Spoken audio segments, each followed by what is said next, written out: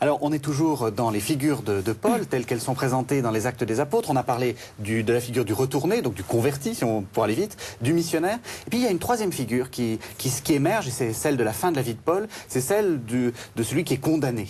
Alors, comment est-ce que vous la lisez? Alors, ce dernier visage de Paul, enfin, apparaît dans la dernière section, celle qui est consacrée au procès que Paul doit affronter depuis son arrestation à Jérusalem jusqu'à son départ pour Rome.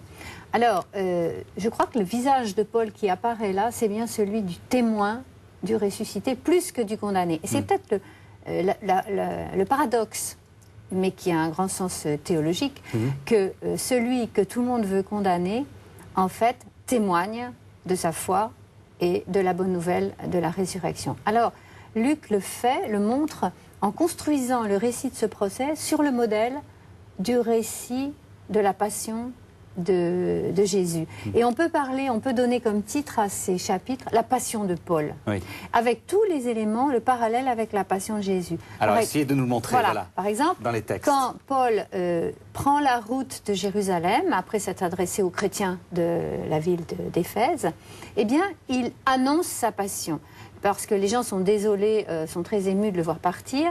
Et il dit, je sais que je ne vous reverrai plus, je sais que chaînes et détresses m'attendent là où je vais, mais il y va. Et on voit là le parallèle avec Jésus dans l'évangile de Luc, où il est dit, au moment où les temps allaient s'accomplir, Jésus prit résolument la route de Jérusalem. Et lui-même avait fait aussi des annonces sur sa propre fin. Et alors Jésus annonce, et plusieurs fois chez Luc, 3 fois chez les synoptiques et un peu plus chez Luc, sa passion, oui, et sa résurrection. Donc première étape, la montée. La montée. Et Paul va à Jérusalem, et là, effectivement, il est arrêté. Et deuxième parallèle... Alors il est arrêté dans le temple. Il est arrêté au temple à la suite d'un malentendu, oui, vraiment d'un malentendu. Ce qui fait que là aussi, autre parallèle, nous savons dès le début qu'il est complètement innocent des accusations qui sont portées contre lui. Luc a pris grand soin de nous expliquer qu'il n'a jamais trahi la religion de ses pères, et Paul lui-même l'a dit dans ses discours de défense. Et puis Jésus lui-même, c'était à la suite d'une sorte d'échauffourée au temple que les Juifs prirent la décision de l'arrêter. Son innocence est claire, néanmoins il est chassé violemment avec une très grande violence, puisqu'on ferme la porte du temple derrière lui, ce qui est symboliquement très fort aussi. Oui. Alors il comparaît devant le tribunal juif, donc le Sanhédrin, et comme Jésus, et ensuite il comparaît 3 fois devant le gouverneur romain, devant le roi Hérode, et de nouveau devant un autre gouverneur romain et le roi Agrippa. Or Luc est par ailleurs le seul évangéliste qui fait comparaître Jésus 3 fois dans la Passion, avec 2 comparaisons devant Pilate et au centre une comparution devant Hérode. Donc voilà, on a là un parallèle. Alors, une énorme différence quand même, c'est que Paul n'est pas crucifié, j'ai envie de vous dire.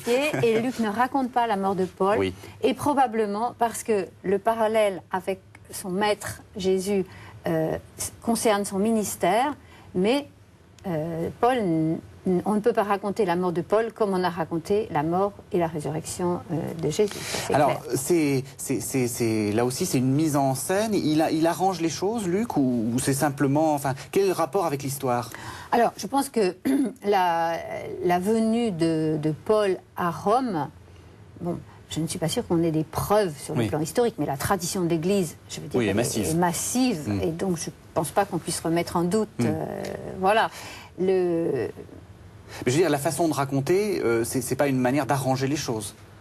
C'est toujours, mais l'historien arrange toujours les choses. L'historien travaille avec des documents, historiques, mais l'histoire est un récit. Alors, oui, peut-être, mais on ne peut pas savoir. Et alors finalement, très brièvement, la figure de Paul qui est la plus massive dans les Actes des Apôtres, c'est quoi? Alors, la dernière, peut-être il faut le préciser, que le dernier discours de défense, que chaque fois qu'il comparait, Paul parle, et que plutôt que de se défendre, il témoigne de sa foi. Et le dernier discours devant le roi Agrippa est un magnifique témoignage, confession de foi en faveur du ressuscité. Merci Odile Fichy de nous avoir fait découvrir la figure de Paul dans les Actes des Apôtres. Je rappelle que vous avez fait paraître aux éditions du Cerf un livre qui s'appelle justement La figure de Paul dans les Actes des Apôtres. Merci beaucoup. On se retrouve la semaine prochaine.